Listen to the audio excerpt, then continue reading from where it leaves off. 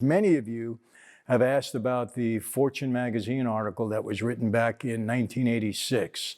It's the 50 biggest mafia bosses. They listed the 50 of us according to rank, wealth, power, stuff like that.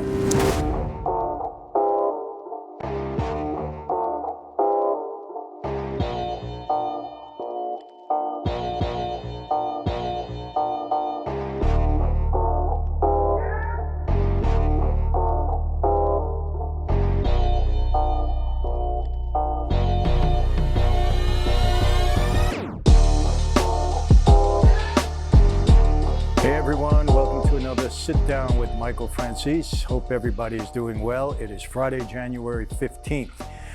And another week almost passing by. It was a crazy week last week. Hopefully things calm down a little bit, but we'll see what happens up until the inauguration and beyond. But hope everybody is doing well, keeping their sanity and getting through this as best you can. I know I'm doing that. But what are we going to do today? I try to read through as many of your comments as I possibly can. It's hard because we get thousands. But, I read through them and then try to judge what might be, some good content to answer some of your questions. Many of you have asked about the Fortune magazine article that was written back in 1986. And I've got a copy of it here, and it's the 50 biggest mafia bosses, the crime business, who runs it, how they manage it, who profits and loses. And that's a picture of Fat Tony Salerno, Anthony Salerno, on the front page. They had him as number one on the list. And they actually had a list according to rank, wealth, power, stuff like that.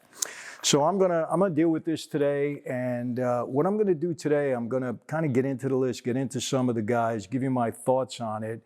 And then as we go further in this kind of series, I'm going to pick out some of the guys that I think will be of real interest to you. Now, on this list, there's probably 25 out of the 50 that I knew some way, shape, or form, had something to do with them, met with them, might have had business with them. I may focus on that, but as we go through it, if there's somebody in particular on the list that you'd like me to talk about, let me know. A lot of guys in there from Chicago, a lot from the Genovese family, a few from Kansas City, one from Milwaukee, I believe. But all guys that, this writer, Roy Rowan, considered to be prominent guys and have influence in that life. Now, let me tell you this before we get started. I don't agree with the list. I don't agree with much that was stated in the article. I think it's a silly list, How do you rank guys on the street according to wealth? How do you do that? Most guys don't pay their taxes. A lot of guys have cash. A lot of guys have no cash. I mean, how do you do it? They don't ask for our tax returns. So I think it was a silly list in that regard. There was people on the list that I don't think should have been on the list, and there were people that were not on the list that definitely should have been on the list. So, but listen, you got to give the guy credit. He sold a lot of magazines. It was a big deal.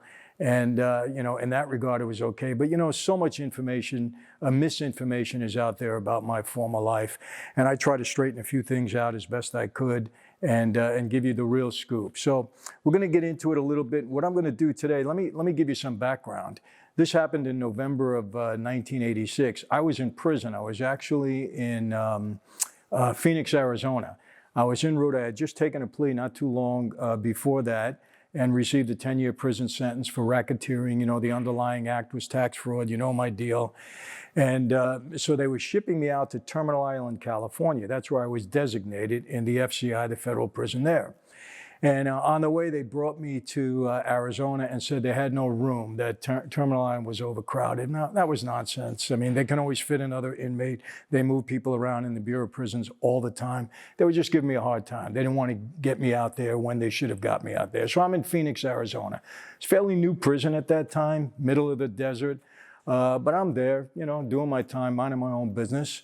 And I get a call from the lieutenant over the loudspeaker. Franzese, report to the lieutenant's office. So I go there, and I got to tell you, I think I said this in one of the videos. It was a big, heavy-set guy, right out of the South. It was right out of one of those movies that you see, about these sheriffs or these funny cops. And big guy, and he sits me down, and he shows me the article. And he said, what do you got to say about this? And I said, well, I'm just seeing it for the first time. I don't know anything about it. He says, well, I'm going to tell you this. None of you Mafia guys that are just like that are going to be taking over my prison. I said, hey, Lieutenant, I'm not looking to take over your prison. I'm looking to do my time and get out of here and get back to my family. And he starts going through little bits and pieces in the article. And apparently the writer, Roy Rowan, was all over the morning news shows. And it was mentioning my name because they featured 7 guys in the article. I was one of the 7 that they featured. So they spoke about me quite a bit. And he says, as a result of that, I'm going to lock you down for a couple of weeks. Now, they don't like in the Bureau of Prisons when you have excessive publicity. For them, that's a no-no. And so a lot of times they deal with that by locking you down. So they put me in solitary for about 2 weeks, if I recall, while this thing played out. And, you know, again, I think it's a silly list, you know, and I'm going to get into some of the guys. Who were they? Where are they now? You know, who's really interesting, who's not. And I'm just going to go down the list. And then in some of the days that follow, I'm going to take particular guys and I'm going to get into their stories a little bit, my relationship with them, and what you can learn from some of these guys. You know, look, not everybody on the street was a dummy. A lot of guys were pretty darn smart. A lot of guys would have succeeded in the real world. You know, I did something a couple of days back where I gave you some quotes from Al Capone and a few other guys that were pretty spot on. You know, not a lot, all of these guys are dummies. Let me tell you that. So we're going to get into some of that, and I'm going to tell you some of the things that I think you can learn and some of the things that you should avoid from some of the more prominent guys on the list. So let's go down it. Number 1, Fat Tony, you know who he is. He was the boss of the Genovese family on paper. This is the first mistake that they made. The real boss, as many of you know who follow the mob stuff, was Vincent Gigante, the Chin. He was really number 1, but you know his whole deal. He played it very low-key, made out that he was, you know, he was out of his mind in a way. It wasn't in full connection with his senses. So I'm putting it mildly, by the way. But actually, the number 1 guy on this list, and the number 1 guy in the country at that point in time, really was the Chin, Gigante. But anyway, Fat Tony Salerno, and I'll tell you where he is now. Tony died in 1992. Next was Anthony Accardo. Some of you know who he was. They called him Joe Batters. He was boss in Chicago, a strong guy in Chicago, I would say. He died in 1992. Anthony Tony Ducks Corallo, I think you all know who he is, a Lucchese guy. He died in 2000. Number 4, Gerardo Catena. Another Genovese guy, they called him Jerry. He died in 2000. Jerry Langella, Jerry Lang, I think a lot of you know, he was a Colombo guy. He was my underboss, knew him well. He was given 100 years on the Mob Commission case, along with some of the other bosses. And Jerry unfortunately died in 2013, doing a 100-year prison sentence. Number 6, Carmine Persico. Now, that was definitely out of order because Persico was the boss, Langella was the underboss, but they had it mixed up for some reason. You know his story. He was my boss. He died in prison, again, a 100-year sentence in 2019, March of 2 years ago. Number 7, Christopher Fernari. Christy Tick, another Lucchese guy, powerful guy, captain in that family. He died in 2018. I knew him well. Salvatore Santoro was number 8. Another Lucchese guy, died in 2000, Philly Rastelli. Rusty, they called him, head of the Bonanno crew. Rusty died in 1991. Vinny DiNapoli, another Genovese guy, a lot of Genovese guys on this crew. He died in 2005. Ralph Scopo was number 11 they had him as. He was a Colombo guy. I knew Ralphie all my life. He was a captain in the family. He was one of the main guys that brought the commission case about. And I want to get into that maybe at another time. Very interesting case. But Ralphie died in 1993. He was in prison when he died also. Russ Buffalino was number 12. Many of you know who he is. You watched The Irishman. Joe Pesci played his part. Did it brilliantly, by the way, in the movie The Irishman about Jimmy Hoffa's death. He died in 1994. Number 13, you all know who this guy is, John Gotti, who, you know his story. I'm not going to get into it. He died in 2002. Should he have been number 13? I don't know. Like I said, a lot of these things are in whatever order Roy Rowan, the writer, thought they should be in. Number 14, Joe Bonanno. You know who he is. He died in 2002. He shouldn't even be on this list because Joe Bonanno was ostracized to Arizona. He left, if he didn't leave, he probably would have get killed because he tried to, you know, get Carlo Gambino killed. And so he was basically out of the life. He wasn't held in any regard at all, and I don't know why they had him down as a powerful figure. He died in 2002. Number 15, Santo Trafficante, Tampa Bay guy, the city of Tampa. He was a powerful guy. He died in 1987. Carlos Marcellos, you know him from New Orleans. They called him the little man. Carlos died in 1993. Very powerful guy, a lot to talk about with him, and I will get into Carlos' story. It's very interesting. Number 17, Frank Ballesteri. They called him Frankie Ball. He was from the Milwaukee crew. He died in 1993. Number 18 was yours truly, Michael Franzese. Now, the interesting part is that the 17 people in front of me, they're all dead. Every one of them died. Some died in prison, others died free. I guess, you know, I mean, granted, they were a little bit older when this article was written, but 17 people in front of me, all dead. Do I belong at number 18? I'm not going to say that. I mean, I don't know how this guy got this number for me. Believe me, like I said, I dispel this list. I don't agree with it. I don't even know why I'm on the list, but you know, I guess I was a prominent figure at that time. I had a lot of publicity. I was in the gas business, and he thought he saw fit not only to put me on the list, but to highlight me in the story. And he wrote a lot about me. So that's I was number 18. Number 19, Vincent Gigante. Now, how do they put Michael Franzese in front of Vincent Gigante when he was really the boss of the Genovese family, the most powerful guy in the country at the time? So that in itself would show you that this is a silly list. But Chin died in 2005. Joseph Ferriola, I didn't know who he was, part of the Chicago crew, died in 1989. Joseph Iupa, Joey O'Brien, heard of him, but never had anything to do with him. Chicago crew, again, died in 1997. Gus Alex, never heard of him, and this is interesting. He was a Greek guy in the Chicago crew. He wasn't a made guy. He was Greek, couldn't get made, but he was a powerful guy, and I understand he did have some say in the family back then. They elevated him to a position, even though that was, I don't know how that worked out, because you got to be a made guy to have certain privileges and authority in that life. So I'm going to look into that a little bit more. Maybe we'll talk about that. Anyway, he died in 1998. Vincent Elo, Jimmy Blue Eyes, Genovese guy, very powerful guy. I knew Jimmy. He died in 2001. So that was 1, 2, 3, 4, 5. The 5 guys after me are all dead. I should say, yeah, 5 guys after me all dead. So 17 before me dead, 5 guys after me dead. And then we get to number 24, Anthony Delicato. They called him Bruno, Bonanno family guy. He was Sonny Red's son. And, you know, a good guy. He is alive. And from what I understand, he's doing okay. I think he's 74 years old. He's out of prison. He did get a 40-year prison sentence. He was convicted, I think, also on the mob commission case, and given 40 years. He got through it, and he's out. And I know he has a restaurant. I'm not going to say where, but good guy. I knew him well, and I got a story to tell about his restaurant, but I'll tell it at another time. So number 25, Michael Genovese from Pittsburgh. Didn't know him. He died in 2006. Joe Gallo, okay, guy I knew. He was a Genovese guy, died in 1995. Number 27, Phil Lombardo, Benny Squint, knew him also. He was a one-time boss of the Genovese family, powerful guy. He died in 1987. Number 26, Raymond Martorano, Long John they called him, guy from Philly. Didn't know him. He died in 2002. Have no idea if he should be on this list or not. Anthony Provenzano, Tony Pro, Genovese guy. You saw him also in The Irishman. You know, he was involved with Hoffa in a big way, and we can get into that another time. I'll tell a little bit more about his story. Again, he was number 21. He died in 1988. John Cerrone, Jackie Cerrone, Chicago crew. I knew of him. I believe I met Jackie in prison at one time, visiting my father, not when we were in prison. Powerful guy, but he died in 1996. James Napoli, Jimmy Knapp, Genovese guy. Knew him. He came out of my father's neighborhood or operated there for quite a while. I have a story to tell about Jimmy. I'll get into that. He died in 1992. Paul Vario Sr., number 32, Lucchese guy. You know who he is. In the movie Goodfellas, Paul Sorvino played him. Henry Hill had involvement with him. You know the story there.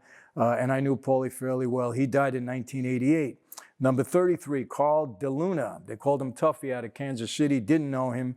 Died in 2008. Have no idea if he belongs on this list or not, but we'll get into that. Number 34, Jerry Angiulo. They call him Jerry. Boston guy, involved with Whitey Bulger. We talked about him in our last mob movie Monday. I knew Jerry Angela, good guy, and he died in 2009. Number 35, Matthew Iannello, Matty the Horse, famous name, I'm sure you know him, Genovese guy. I knew him well. I got a story to tell about Matty involving Vegas and a couple other things. He died in 2012. James Fiella, Jimmy Brown, Gambino guy, I did know him. Powerful guy also, died in 1999. Notice all the deaths. Number 37, John Riggi, the Cavalcanti boss. Good guy. I knew John well. I was involved with him. The TV show The Sopranos was basically patterned after him, at least in theory it was. Really good guy. I liked him a lot. He died in 2015. Number 38, Louis Manna. They called him Bobby, a Genovese consigliere at one time. He was sentenced to 80 years in prison for a plot against John Gotti. He was allegedly planning to kill John Gotti. He was convicted of that, sentenced to 80 years. He's in prison now. He's 91 years old. He's very sick. And I know he tried to get a compassionate release just recently, and I think he was denied that. So for all intents and purposes, Louis Manna will probably die in prison. Very sick right now. Number 39, Don DiGilio, Johnny D, they called him, Genovese guy, did know him. He died in 1988. Number 40, William Comisano. Willie, they called him, from Kansas City. Have no idea if he belongs on this list. He died in 1995. Number 41, Vincent Melli, Little Vince from Detroit. And by the way, if you know any of these names, comment. You know, if you're from any of these areas, you know, let me know what you know about him. Maybe we can get into it. Maybe it's an interesting story to tell. But he died in 2008. Number 42, Vincent Solano, Chicago crew, died in 1992. Number 43, famous guy, Nicodemos Scarfo, Little Nicky. He was a Philly guy. I knew Nicky well, and you know, I know there's a lot said about him, but I happen to get along with him and liked him a lot. And he died in 2017. Number 44, Tino Fiumaro, George Greco, they called him, Genovese guy. Didn't know Tino. He died in 2010. Number 45, Donald Angelini. They called him the Wizard of Odds. He was into gambling big time in the Chicago crew. He died in 2000. Number 46, Pete Milano, Los Angeles guy. Originally came out of the Midwest, but came out to Los Angeles. He was the boss of the Los Angeles crew. I won't call them a family. I knew Pete fairly well. I spent time with him in Terminal Island in prison. Nice guy. Pete died in 2012. Number 47, Paul Shiro, a Chicago guy. He's in prison right now. He is alive. He's 83 years old. Another guy he was convicted on the big Chicago case, Operation Secrets, I think it was called, and he was given 20 years. And he's trying to get out on a compassionate release. Another guy that was sick, he's 83 years old, and I doubt that he's going to get out. I think he was denied release also. For all intents and purposes, he may die in prison. Maybe he'll get out. Who knows? But he's number 47. Number 48, Chris Petty, Chicago guy. Don't know him. He died in 2005. Number 49, Angelo Tuminaro. They called him Little Angie, a Lucchese guy. As far as everybody knows, he's still a fugitive. He's got a pretty good history. I may get into this story a little bit. He was very old when he did this, when they did this back in '86. I'm sure he's dead now. Either that or he's about 110, which I doubt. So for all intents and purposes, we can say he's dead. And then number 50, last guy on the list, Frank Buccieri. They called him the Horse, Chicago crew. He died in 2004. So if you're keeping score, I'm telling you this, there's 46 dead and there's 4 alive, 2 that are in prison, very, very sick, denied a compassionate release, and 2 of us are out and free, and that's Bruno Anthony Delicato, number 24, and number 18, myself. So, you know, when you look at this, you know, to say that I'm fortunate to be alive and to be free and to be doing the things that I do, considering this list was, you know, some 30-odd years ago, I consider myself very fortunate, very blessed. You know, I walked away from that life, and, you know, after some struggles and challenges, it worked out for me. So, you know, I'm not going to get into the moral of the story at this point in time. A lot of things are written about my former life, a lot of misinformation out there. And I'm going to get into the stories of some of these guys, and I'm going to get into some things that I think you can learn as a result. You know, I don't like to just ramble on and tell stories. I like there to be an end game to the story. What are we trying to get out of it? You know, you can watch mob stories everywhere. You can read books. You can look at documentaries. But what do you learn about this stuff? And hopefully you've learned something from my life, and there's something in every one of these men's lives that you can learn. But the bottom line is 46 out of the 50 are dead, and many of them had many struggles throughout their lives. Let me tell you, today, a lot different. You know, this was a different era in mob life. Today, it's a lot different. It's not nearly as powerful or as strong as it was in my day, and not because of me, because of my contributions. It was just different back then. It was before the racketeering law. I always say, you know, between the 50s and the mid-80s were the golden years of Cosa Nostra Mafia in this country. Once the racketeering laws came in, the Bail Reform Act, the Sentencing Reform Act, you know, that changed everything in the mid-80s. They took a lot of the union power away. A lot of the influence and control that we had across the board in this country was taken away. And so the government was very effective in that regard. I don't agree with all their tactics and the way they did it, but they did do it. So I thought this list would be interesting. We're going to post some of it. You can look at it. If you can get it online and read it, I suggest that you do. Like I said, things have changed, but you know, the construction of the mob is pretty much the same. So you can learn a lot just from reading things. Even though there's misinformation in there, it kind of gives you an idea of what things are all about. So that's it for today. Again, we're going to get into it a little bit more. I'm going to pick out the guys that I think we're going to, you know, you're going to find very interesting to talk about, and guys that I knew and had relationships with. We'll get into that. So that's coming up next. Mob Movie Monday, we're going to be doing Bugsy. Great, great, great movie. You're going to enjoy it, and I have a great perspective on that film. And, you know, we're going to do that for Mob Movie Monday. After that, we're looking at Departed, I believe. Unless you people inundate me with another movie that you want to do first, we got a lot planned. We're going to be doing Boardwalk Empire. Everybody's asked for that. We're going to be doing Godfather of Harlem.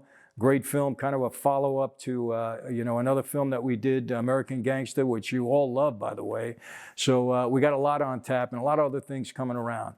I just got word today from Mike Tyson. He is going to be available in February to do a sit-down interview with me. We're not going to be doing a Zoom. I've avoided that. So unless Mike's schedule changes, because I hear there's a contract out for him to fight with Evander Holyfield. So let's see if that happens. He's getting into training again.